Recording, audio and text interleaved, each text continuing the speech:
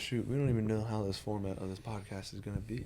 We might read a book and then talk about it for a little bit and have it be like the setup, Yeah, like the segue into something. segue into something else. Yeah, because I wanted it to be more like a conversation between me and you, and not just the book. Not just so much like bullet points on the book or the movie or whatever it is that we watch. Yeah, exactly. Yeah. And it doesn't necessarily even have to be about how the book or movie made you feel. Just like, just how this made me think about this, and now let me see what you think about this. Exactly, and just going from there and just let a free flow of conversation lead the way. But what I wanted to tell you when you sent me that Snapchat about what you thought, why people tend to choose love over hardships. Do you remember that? I do remember that. Okay, can you break down your viewpoint, where you were coming from, pretty much, with that Snapchat?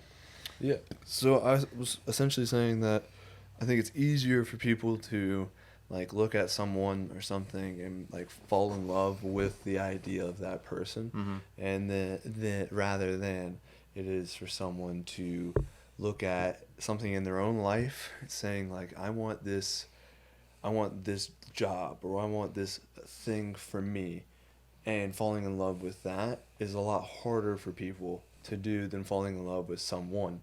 Because falling in love with someone, yes, it does require work, but that like first instinctual like, hey, I love this person, that to me, like you can't really control that, and there's no like, it's to me I thought it was very easy, compared to setting a schedule, saying like I'm gonna achieve this and set aside time every day to achieve what I'm trying to get, you know what I mean? So I feel like it's easier for people to, exactly. Yeah. So talking about, and you had sent me that close to when I finished Before Adam by Jack London, and talking about that, what I was going to say was that in that book, a thing that's repeated a lot is how inconsequential the lives of Jack London's perspective, like early hominids were. Before Adam is Jack London's fictional account of what he thought an early human ancestor life would have been like. And he talks about how inconsequential their lives probably were, how their actions were. They chose play over, work a lot of times. And after they got their fill of whatever they needed for the day, they got water, they got some food, some fruit, whatever, they were good. Time to just relax, Chill. have fun. And that point, what you were saying about how love and those sort of primitive emotions seem to pull you away from the drive to do, work that's to progress. And which is sort of like a modern man attribute, But the primitive emotion, is something that would be very tied with the early human ancestor. That's something that would have been a big part of that life. Those free emotions, those raw, untended emotions, unpruned emotions. Unfiltered. And so I was thinking that what if those emotions felt by us now, like love, pull you back into that sort of inconsequential life, like it's tied with that sort of primitive lifestyle that, is inconsequential. And it that's what steers you away from, the hard work, what makes you kind of lazy, sort of, Question for you: do you think that the life now is inconsequential? Because for individuals, a lot of people say that we're overpopulated as is, and that we don't need to have a family, and so on and so forth. So, I mean, is love today still inconsequential? Well, you talk about, not needing a family, and you look at the aging population of a lot of countries that have had lower birth rates, and that's creating a lot of problems economically and socially. So I don't believe in. I do believe that it's still important, to be propagating the future generations. I agree. And love obviously makes that a better environment for the parents and the children. Yeah, rather necessity. Right. So, but talking about is life now inconsequential, I definitely think that there are some nihilistic viewpoints out there, floating around that would say that everything is inconsequential, and maybe not inconsequential, but not important. Yeah. That some things can be kind of left Yeah, unattended. but I think that if you took that viewpoint, then a lot of the things that we value, obviously, in our life are going to lose their value.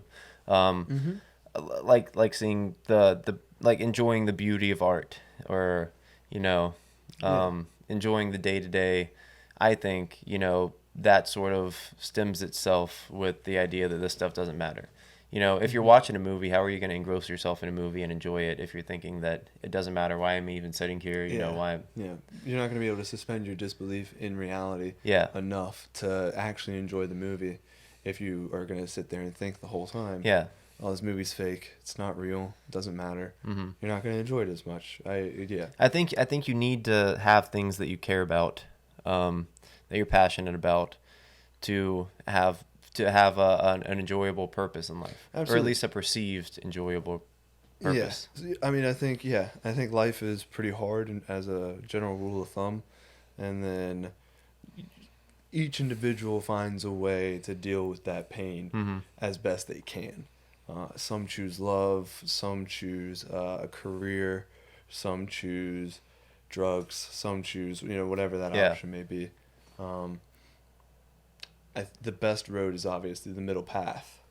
That walking a fine path of Right. family, career, friends, uh, Everything's a equal. median. It's in some sort of balance. Mm-hmm. Yeah. Like the Aristotelian virtues. Mm-hmm. Like they were always a middle between an Is that excess and Aristotle? Is that yeah. like his set points? I gotcha. Yeah, pretty much like all of the virtues. For every virtue, there was like an excess version of it and like a Yeah, I not mean, enough version of it. it's like true. Like you look at Nazi Germany, like that's an excess of chaos of order, Hmm. like having too much order and setting it down, and saying like, well, all our problems stem from this person or that group of people. Yeah. And it's like you can't do that. You can't. Mhm. You can't. Uh, Put a value on every single problem and say it's because of that or because of this. It's just not the nature of the world. Right. Sometimes you get unlucky and shit happens to you. You can't Mhm. have any control over it. And so, yeah. Right. So getting into our book for today. Yes. Yes. So the book that we are talking about today is Frauds, Myths, and Mysteries. Sorry, I'm trying to get it around so I can read it. Frauds, Myths, and Mysteries. I think we can pick it up. Can you pick it up? Oh, shoot. Do a pass option real quick. Oh, crap. Yeah, I got it. RPO. Boom. Done. Easy. Read pass option. So, the book we are talking about today is Frauds, Myths, and Mysteries, Science and Pseudoscience in Archaeology by Kenneth L. Feder. Feder. Feder. Mm-hmm. Well, yeah, Federal is Feder. So I don't know how that works, but we'll say feeder this time. How do you Feder. Fader. Fair enough. But I liked the book as a whole. Mm-hmm. It definitely made me aware of how biased I am to like extravagant answers, Mm-hmm. because well, a lot of that book was just talking about how really just shot a bunch of holes in all my favorite dreams, like Atlantis. Like I never really thought Atlantis was real. Yeah. But like I kind of was like, yeah, it's a cool idea. It'd be really sweet if it was. And so I kind of kept that in the back of my mind. Which it would be a cool idea if it was. It like would. that. Yeah. Yeah, it would. The book kind of just tells you about like, well, if you think that way, it kind of. He puts it not nicely. He's like, it's just you're a detriment to. He doesn't say you're a detriment to society, but he's like, you're gonna be hurting the real scientific community pretty much, and you have no place in that scientific community if you're going to be thinking that Atlantis is real. And I was like, I like science, but I also like Atlantis.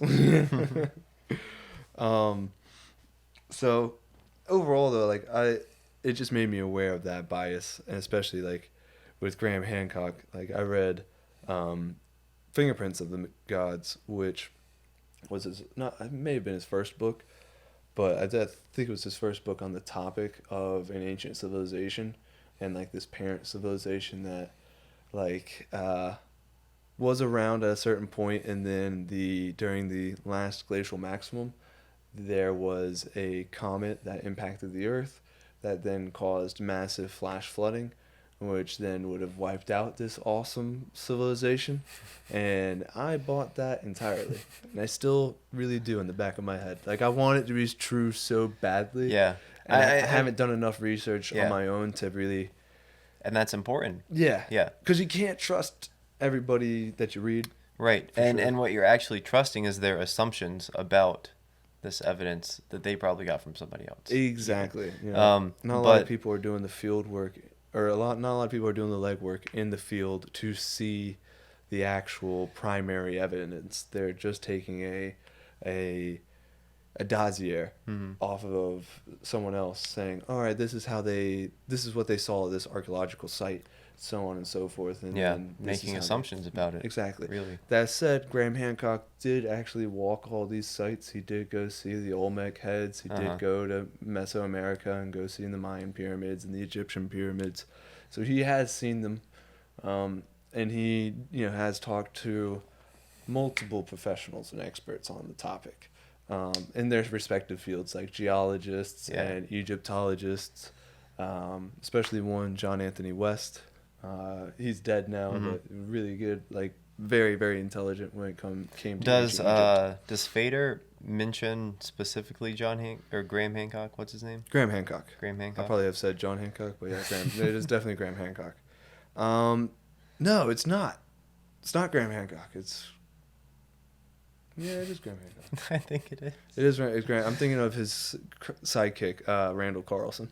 His sidekick. Randall Carlson is the geologist that kind of, with the geologist backing How Graham cool would it Hancock. be to, as like a modern person, actually have a sidekick? Dude, you I'm know? telling you, like, Graham Hancock literally wrote this book, and like, this is also on Joe Rogan's podcast, but like, Randall Carlson and Graham Hancock are like, they went out and explored a bunch of different areas together in the Oregon Skaglands in America, and so like That's where Borderlands takes place, right? yeah. And, well, the in Firestone, yeah, right there, and essentially like Randall Carlson's like telling Graham Hancock, like, this is what this means. This is how, if you look at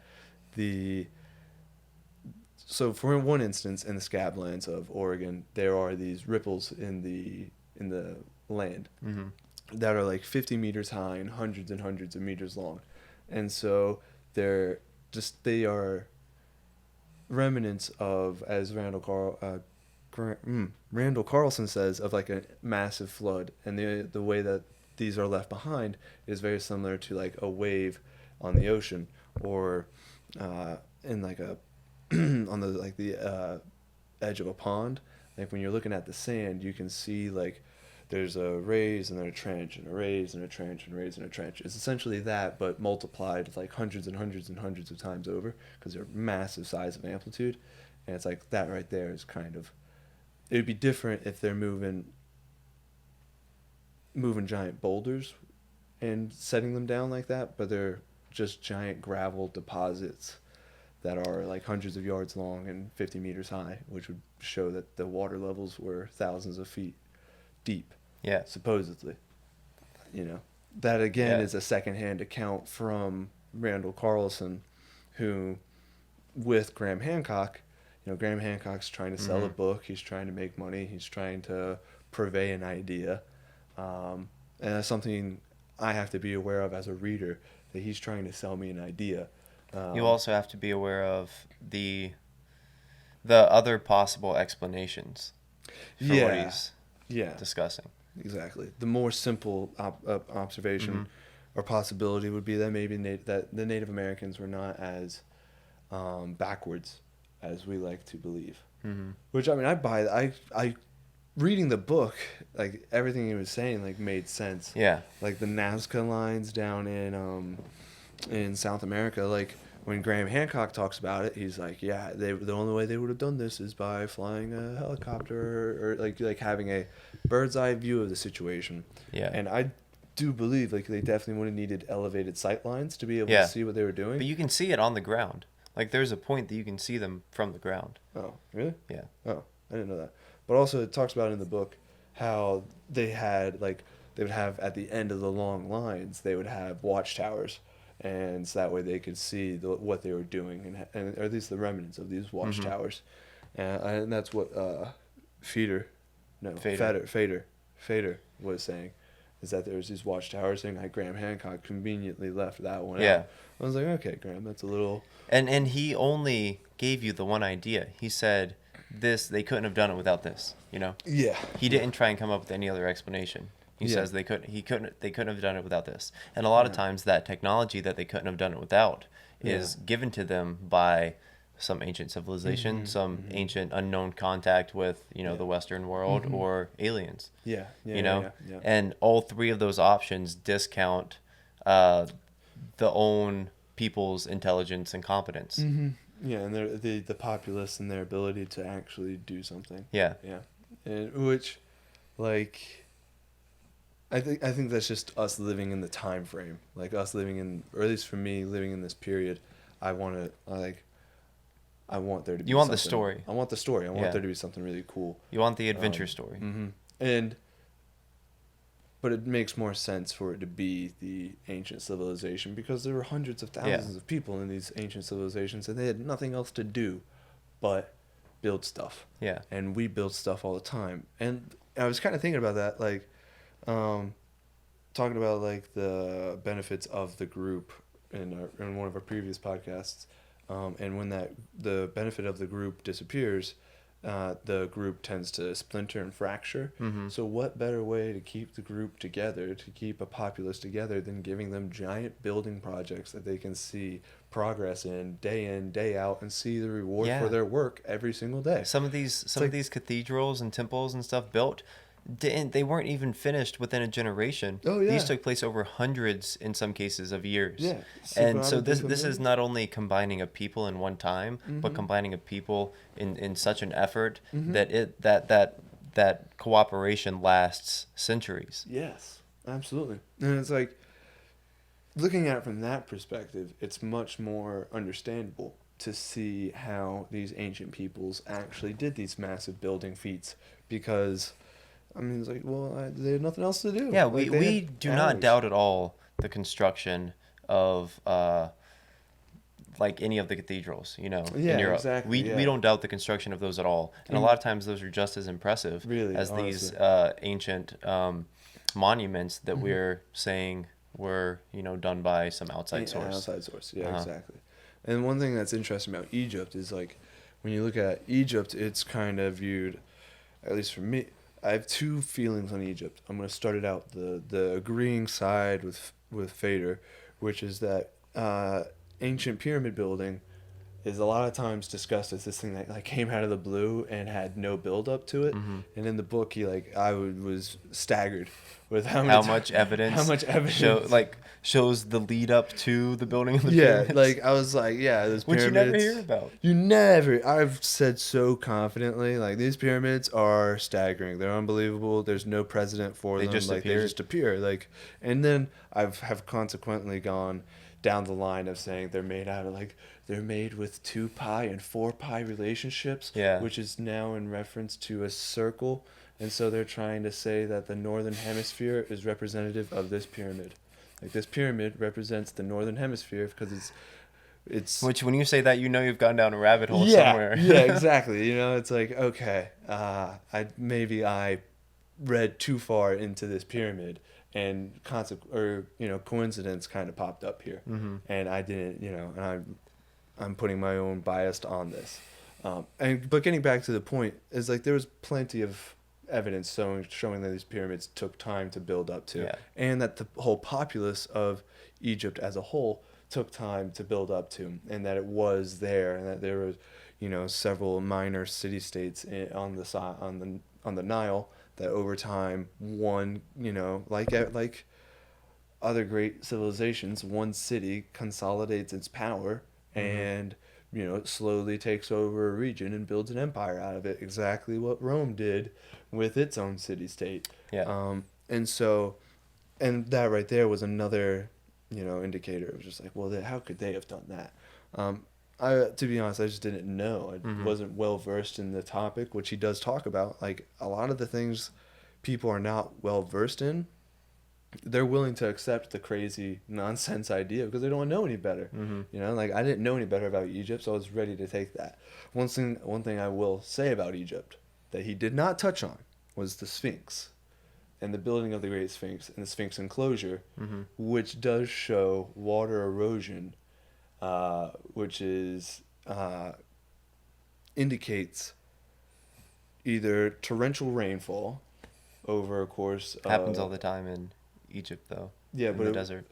Yeah, but not with the. I'm just kidding. I don't know if it does. Well, it does in 35,000 BC. Okay. But not in the time frame that the Sphinx is built. The Sphinx is supposedly built in 3500 BC. Like 30,000 years after these torrential rainfalls. Another idea would be that during the cataclysm that happens in Graham Hancock's book. That isn't that funny that you didn't say that happened. You said that happens in Graham Hancock's book. Yeah. Well, yeah, I don't know if it happens. Yeah, I know. That's that's I'm the point. Sure. I just think that's funny. Yeah, absolutely. That was a conscious effort because, like, I don't know if it happened or not. I'm not saying it did happen. Right. Like, according to Graham Hancock in his book, Yeah, that's what he says.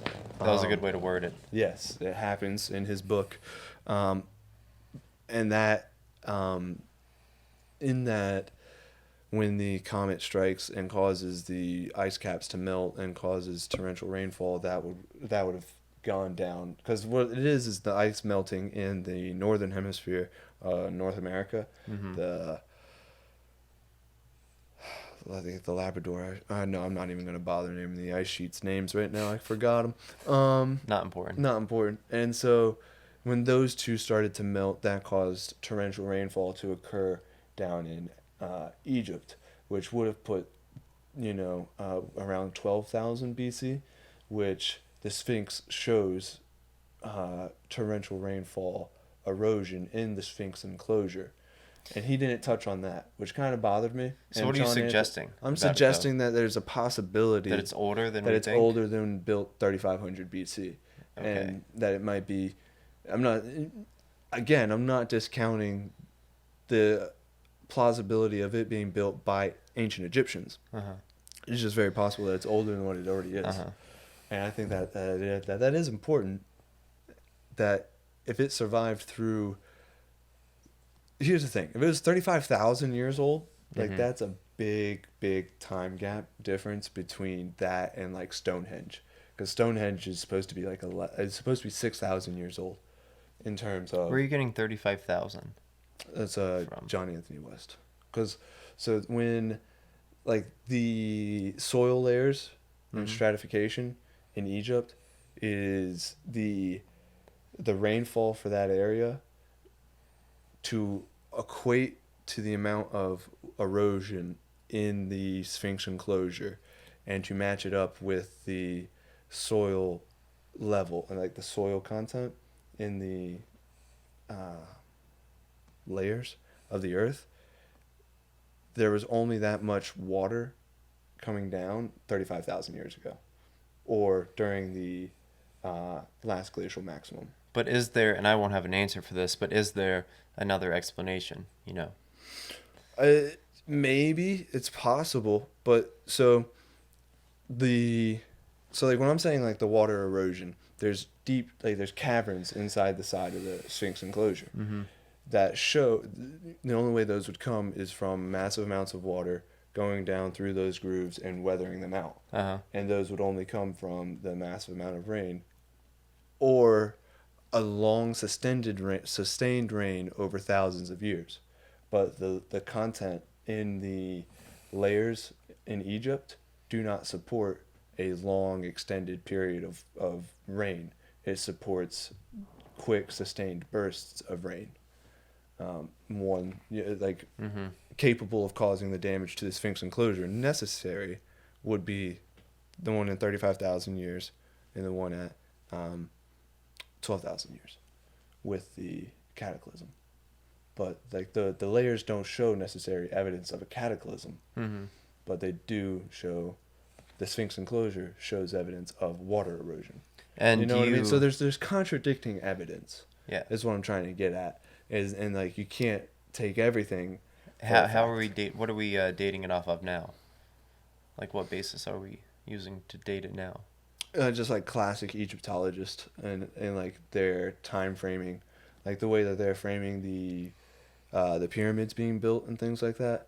Same way that they're framing the Sphinx Yeah, but enclosure they have to being built. base that off some type of evidence or Yes. testing or Well, I something. mean, it's stone. You can't really radiocarbon date stone, and then Mm. the organic material around the stone, which is just saying, well, that's the organic material there. Mm. It's not necessarily saying when it was built. Yeah. And so like essentially no one knows when Yeah. the Sphinx was built. Yeah.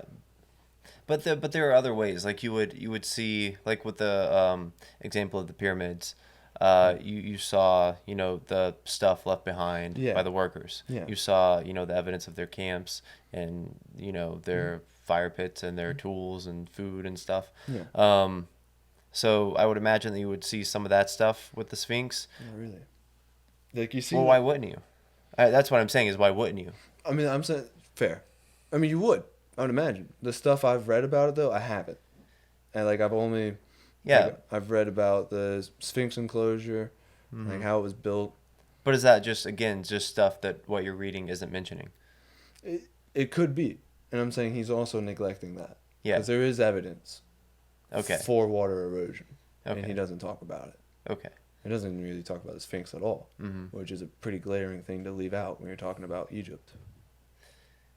Yeah. Maybe. I mean, maybe his point was pyramids and he wanted to move on from that. That's fair. I Like, mean, there could be other. We have more knowledge probably about the general subject of that chapter with the pyramids, mhm. but there could be other like side topics with a lot of the chapters that he didn't mention because it wasn't, Yeah, so closely tied to the point that he wanted to make.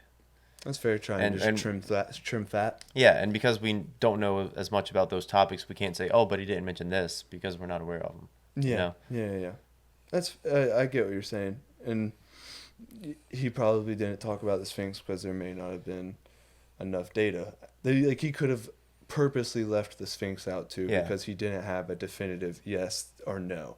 Because the man is very, he's making a point when he's writing his book too, and his point is saying like, science is right here and everything else is wrong, Hmm. which I get. Like you have to have a right answer and a wrong answer, otherwise you're not going to get anywhere. Like you're not Hmm. going to be productive, and we live in an age of productivity.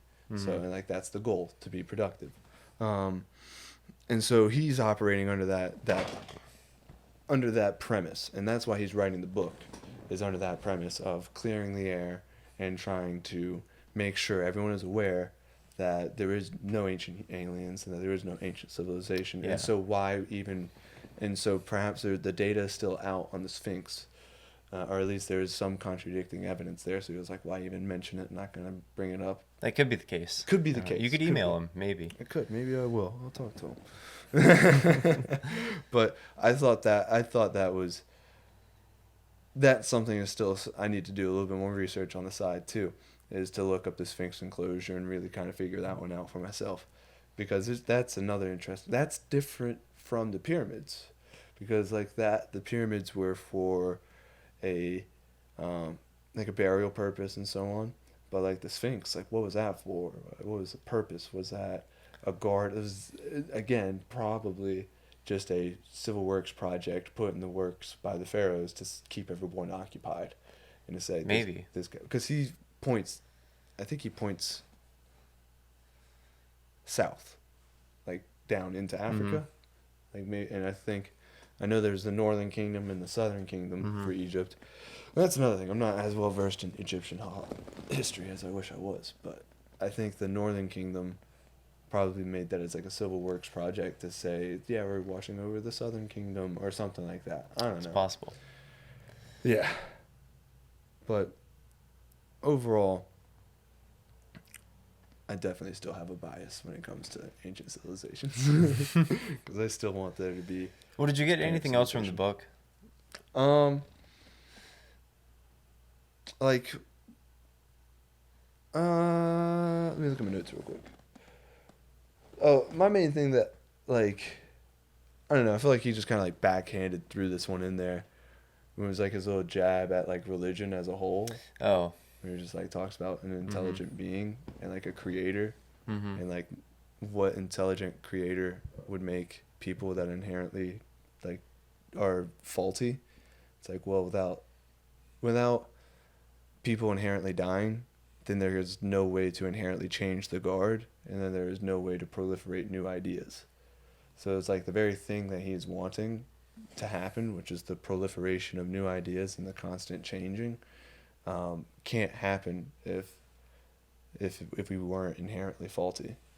If we weren't inherently going to die, then we couldn't inherently get better and change.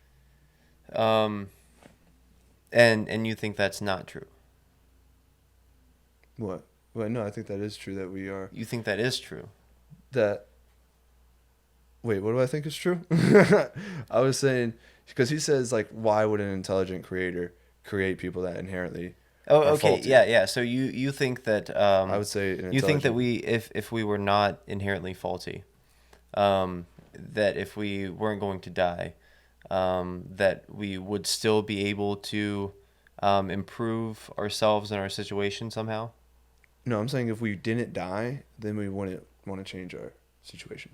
You're saying, so okay, I'm saying like the fact that we die and the fact that we're inherently faulty and that yeah, like we're designed poorly to die.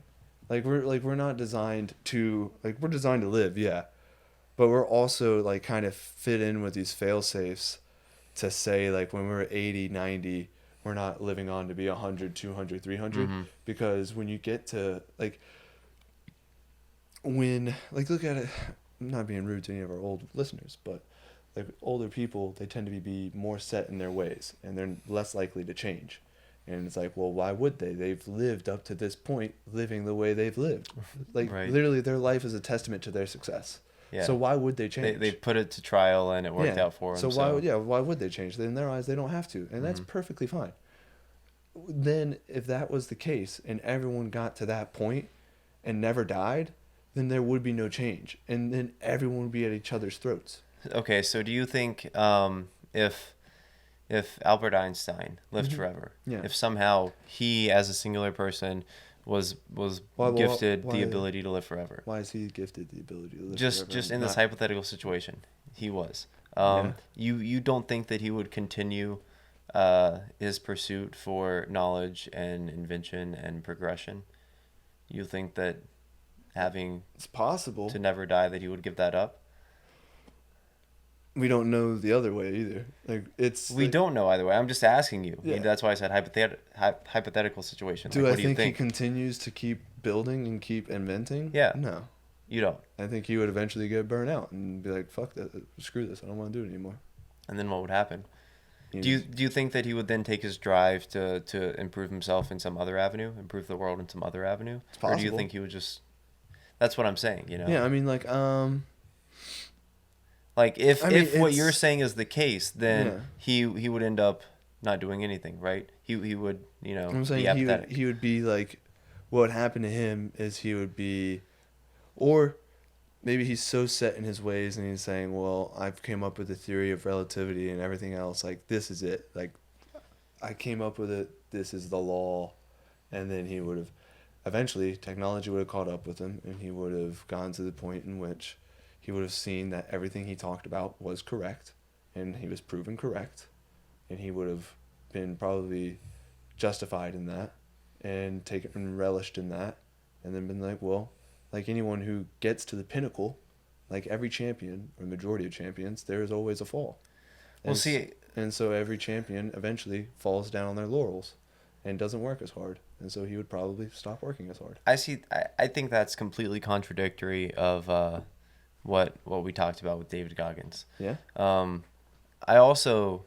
I believe that somebody like him would then turn his pursuit towards the questions of now. You know, Mm-hmm. they might have answered, the questions from their day, or at least some of them, been satisfied with that. But I don't think that would stop them. I think that they would turn and, look at things from the present day perspective and start finding ways to tackle the current problems.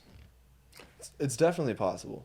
And then also it's like, well, why would he continue to keep trying though? Like if he's going to live forever, why would he continue to keep trying? Like if Why he's did he gonna, try, when he was because living? because he had a, he had a wife, or I don't know, did he ever marry? He left Nazi Germany fearing death. He left Nazi Germany fearing not being able to live anymore, and he feared not being able to protect his family, So not are being you able to saying protect that his his friends. fear of death is Fear, what drove him? So without death being there, he had nothing to fear and he would have nothing to drive him. yeah, it's So like are you it's saying like that death was the it's ultimate it's the ultimate driving motivator force. of his actions? Yeah, it's human nature. See, Like I when we disagree with became that. conscious of death, that's when we became conscious of. It's like when Jack London was talking about inconsequential early humans. Inconsequential. It was life was inconsequential to early humans because early humans were unaware of death. And when you are unaware of death, then why try? That's a very good point, and I like that point. But um, I I disagree with it because I think that we make a lot of decisions. I think that we have a lot of aspirations. Mm-hmm. I think that we pursue a lot of different goals, Yes. deliberate a lot, Mm-hmm. without the presence of our mortality in the back of our mind. We do a lot of stuff without thinking about death. We Mm-hmm. hardly ever think about death, really. Mm-hmm. You know, Yeah, yeah, yeah. until you get closer to it. But as a kid, you never think about death, but you still drive yourself to do things. Yeah, I don't know about you. I think about death. I mean, I definitely think about it, but when you get up in the morning and you start doing your homework, or you go work out, or anything, I you're mean, not directly thinking about death. You're thinking about the goal that you want to accomplish. and I'm thinking about And the benefits for my life, like how it's going to benefit me long term. yeah, but you can still gain benefit Mm-hmm. without dying. Yeah. Death is not the uh, death is not a necessary proponent of benefit. Yeah, I mean,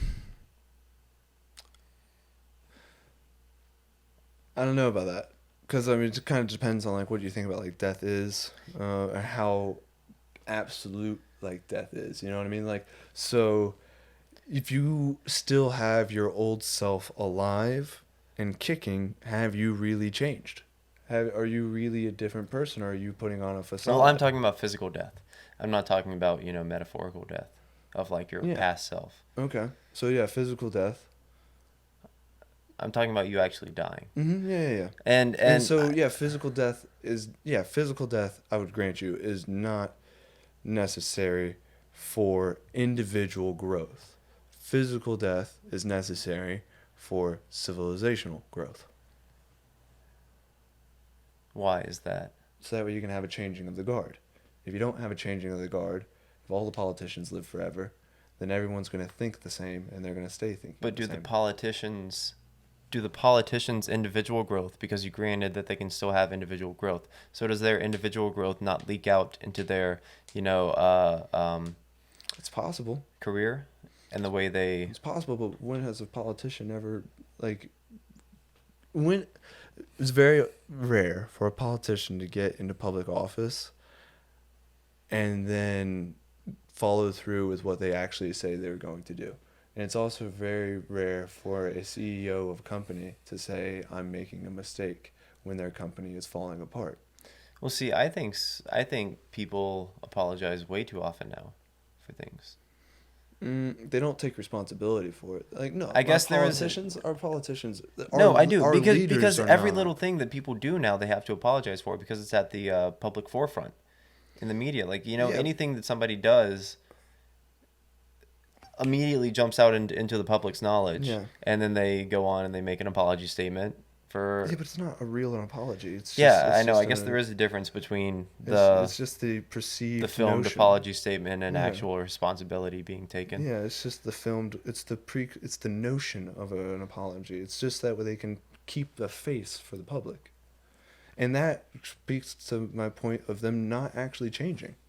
They're just putting on a facade to maintain their Maybe current they haven't position. lived long enough to undergo the individual Why change. would that why would more life make them more apt to change?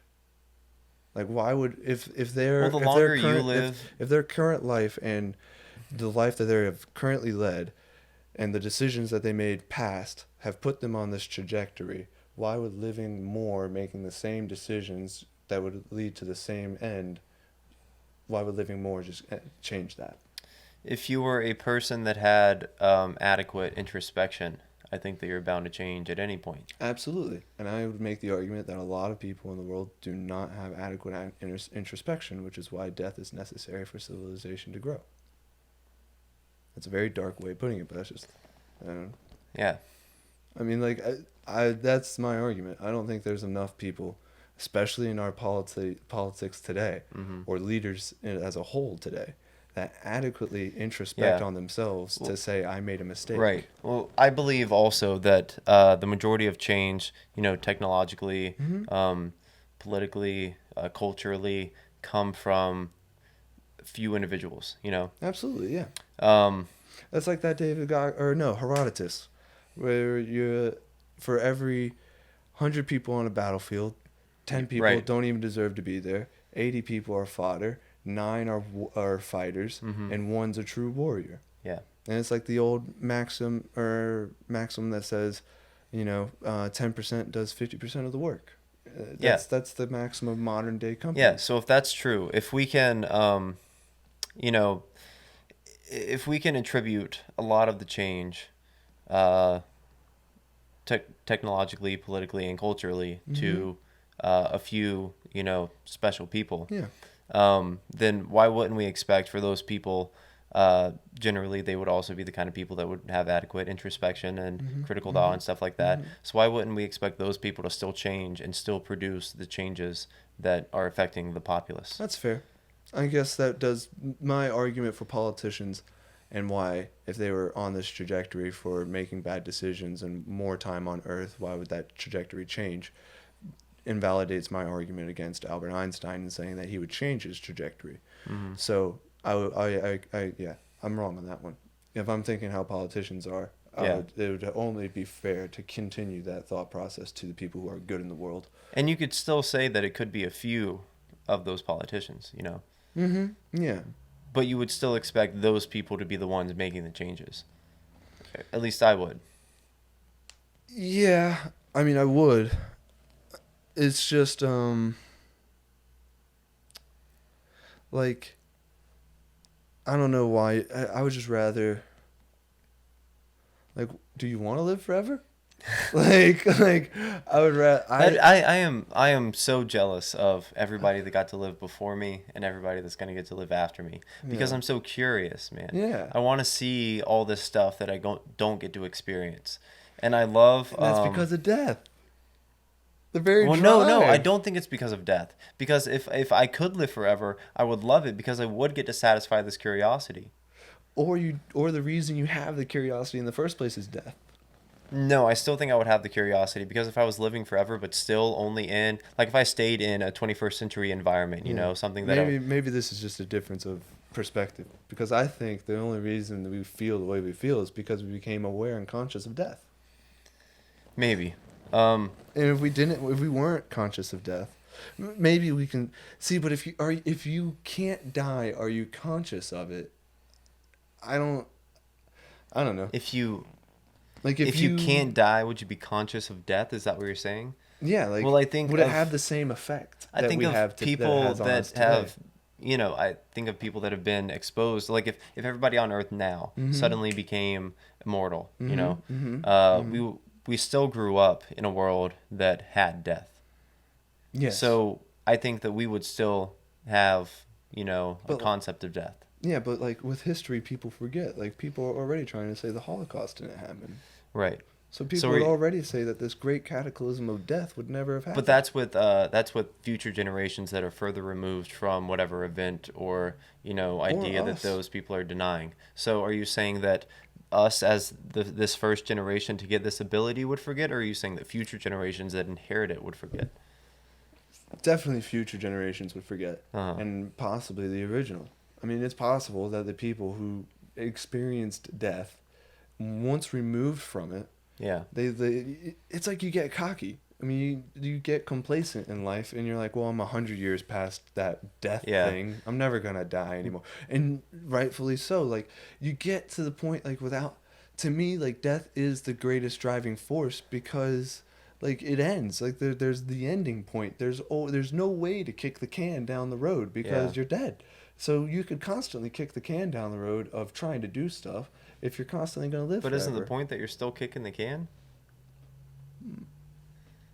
But I talk about, Like like, if you were living. you were saying that you kick the can because you're gonna die, No, you can't kick the can because you're going to die. but that's why you kick the can. That's why you kick the can in the first place, is because you can't kick the can when you die, right?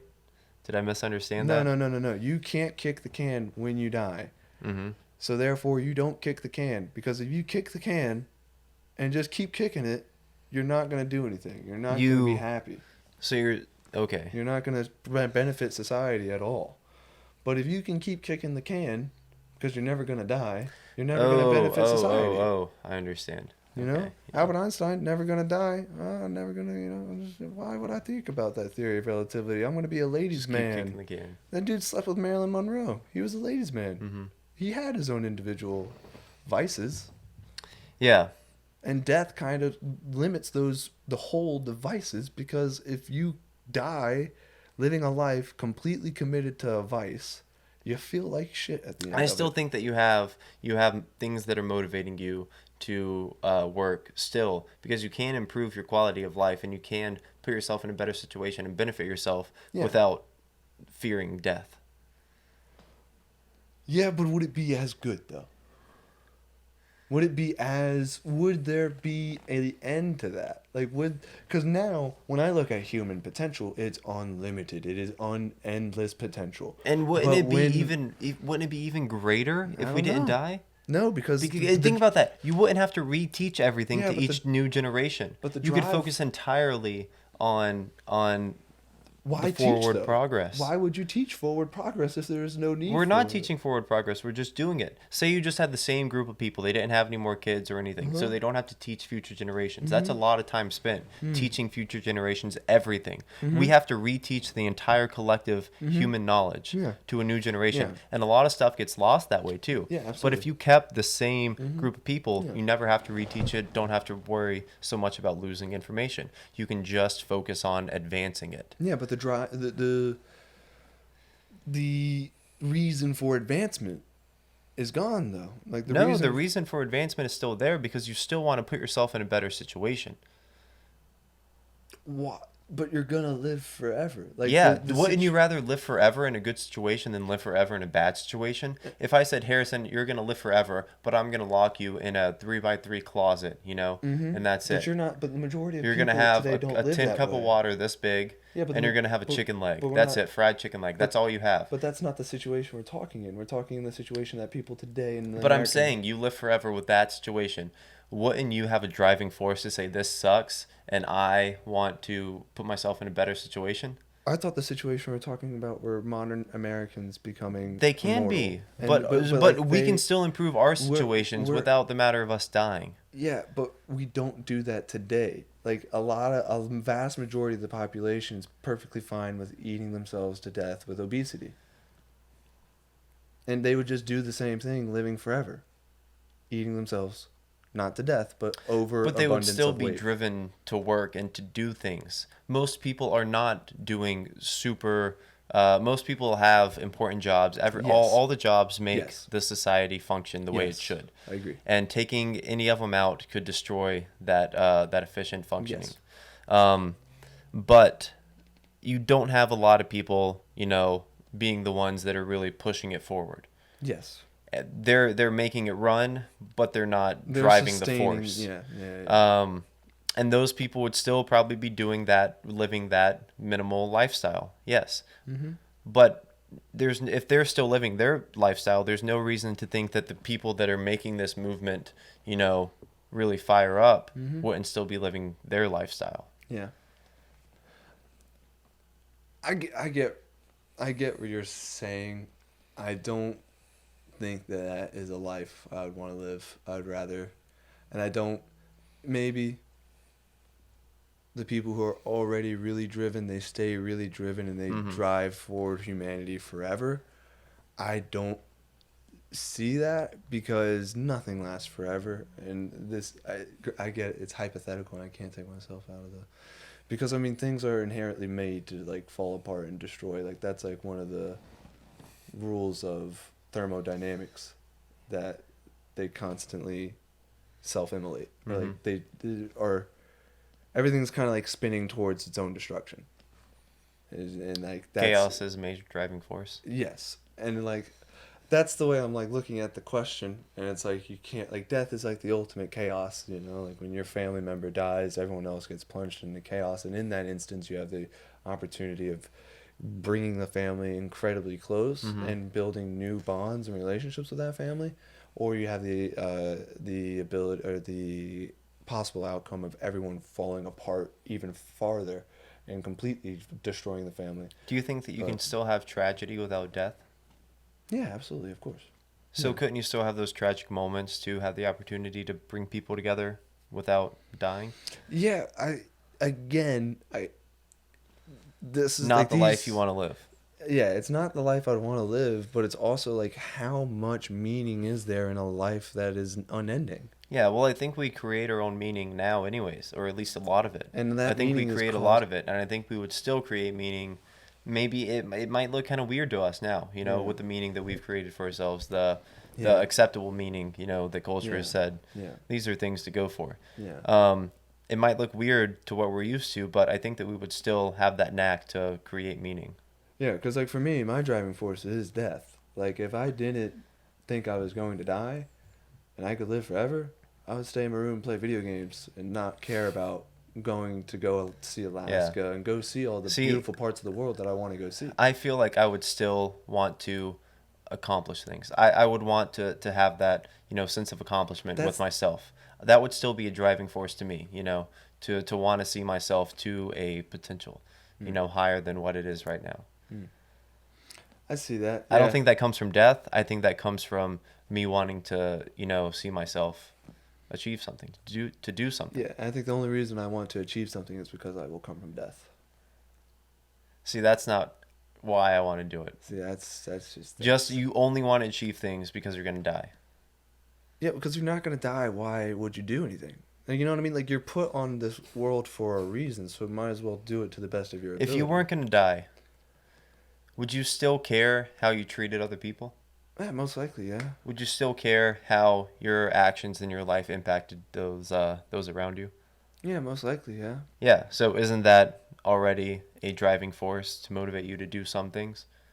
And that Yeah, but it's not isn't the same. It's not like why people's emotions aren't. I'm saying I wouldn't want to live. I would not want to live in a world where the immortality was an option. That's fine. I don't Yeah. know if I would either, to be honest. Because that would just suck. I'm sorry. That would not be. The way I'm looking at it would not be fun. Because, like, there's no change. There's no. It's. The thing that makes humans humans is death. But there would still be change. Why wouldn't there still be change? Because, I know you said you're not changing the guard over, and yeah, because, like, but there's no death. but Like, I- I'm we- sorry. Like, the main. Like, the only reason the. Like. That the only reason you have different empires pop out of the Middle East is because they were all conquered by Alexander the Great. Like Alexander the Great conquers them and then sets up all these new training styles and new cities that now have roads connecting Okay. them. And so now you have three different empires sprout up from that one empire. Yeah, That- would Alexander the Great not have wanted to expand his empire? Even if he wasn't going to die? I mean, he did exactly that because he was afraid of dying. Like he wanted to go down as in history. The only reason. How do you know? You don't know that. You're right. I don't. But you don't know that. You don't know that he would continually expand. I don't. And so like, the thing that stopped him, yes, was a fatal illness that killed Mhm. him. But like yeah, that's the thing though. If he would have continued to constantly conquer everybody know and what- everything, then everyone would be under. You a know what despotism actually hand. happens psychologically as we get close to death? What? We lose our interest in a lot of things, really, and we narrow down our social circle, Mhm. the things that we're doing with our free time. Yeah. We narrow all that stuff down to Yeah. just a couple things. Mhm. So we really stem or we prune our interests and our passions and our goals. Depends on. Go ahead. Generally, that's what happens psychologically, That's and as we get closer to death. So what I'm saying here is that actually, as we get closer to what you say drives all of these things, we lose those things.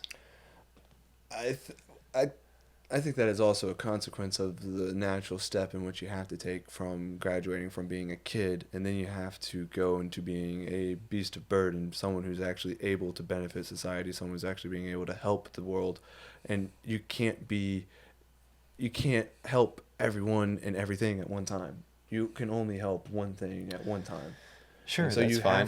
you have to cut yourself down and focus in on one thing, so that way you can actually be successful at that one But thing. think what makes you leave that beast of burden state is Is death. What no, makes you no, leave what that- leaves you that beast of burden state is becoming so skilled at that skill that you are then able to open back up. Because so look at it this way: you go to college, you're this kid, and then at 18 you graduate high school, and you're no longer this kid. You're this unlimited being of potential, and then you get to choose where you direct that unlimited amount of energy. And you choose, all right, I'm gonna be a psychologist, and then you choose, all right, I'm gonna bang out 4 years of this school, and it's gonna limit me to psychology and all the thoughts of psychology, and maybe I can get some working out in there, but it's not gonna be nearly as hard as what David Goggins does, because I got work, I got to do my own thing, and so you do that. But once you graduate, not only are you this super well educated individual with all the knowledge of psychology at your fingertips, you now have years of left. You're 24 or 22, and now you have 8 years before you're 30. You can bang out as much work on your body as you want. You can run hundreds of miles and thousands of push-ups and thousands of pull-ups. You're still as free as you ever were before you went to school, but now you have it's such a useful skill to your tool set that it makes you even more unlimited of a being than what you were before going into that limiting phase, into that beast of burden phase. Now you're a lion fighting the chaos dragon, and you're able to go out into the world and do what you want. And you have the skill set to actually handle it. Before, you didn't have a skill set. Before, you were just this being of unlimited potential, but you didn't have anything to do. You had no way of applying that energy. Going and limiting yourself, that's what allows you to apply that energy. And that unlimited energy, once applied, gets you to the end game goal, which then opens back the door. The door that all those doors that were closed to you before are now open. And once again, unlimited. You get to choose any of those unlimited doors. And then you can walk through them. Yeah, I agree with what you're saying right now. Yeah. And then then all those unlimited doors, you choose one. You go to another constricting phase. And what I'm saying is that would continue forever if we didn't die. We just have a difference of opinion on that. Well, because nothing that you gave in that explanation mentioned death. You're right, but That's what I'm saying. Nothing I said, I agree. It mentioned death. The underpinning of humanity is that life is suffering, and that you're gonna work regardless. Well, you can suffer without death. Yeah, but it's like you're gonna get there and die at the end. You know what I mean? Like you're suffering all the way through life and dying at the end. You could suffer, forever, eternally. Why would you want that? Why would you want that? Why would you want to suffer eternally and not have the sweet release of death? So you're saying that death is a good thing in that process? Yeah. It's a good thing at the end. It's a good thing at the end to die. Okay, I thought you were saying we suffer eternally. I mean, we suffer for a period and then we die. That's like adding to the worst. No. Who knows what happens after death? That's the greatest. I think that's the greatest curiosity of all. Can't wait, man. That's the greatest curiosity of all. Like, we have all these religions and all these religious scripts telling us this is how to live your life for the end, but no one knows about the end. We've been living for thousands of years in a certain manner simply because we're afraid of how the end is. And what happens at the end? That's what I'm curious about. And nobody knows. All this stuff in between the beginning and the end, it's fun. I'm enjoying the process. So that's why you like shit, death. Curiosity really killed the cat in this situation. Curiosity killed the cat. I want to see what's at the other side. I'd rather see what's on the other side than see everything on this side. Well, you want to end with that? We'll end it on that one. I think We'll it's a end good it way with to that one. end. All right. So, thanks for listening. Yeah, frauds, myths, and mysteries. Read the book. And I don't know if you'll get what we got out of it, but I did enjoy it. I wasn't aware that I got what I got out of it. I didn't either, honestly. I didn't see how that. It was a good conversation though. I liked it. Mm-hmm. It definitely opened me up to how dark I think about, or how I think about death. Yeah. And how I view the world. So I appreciate that. Oh, also signing off.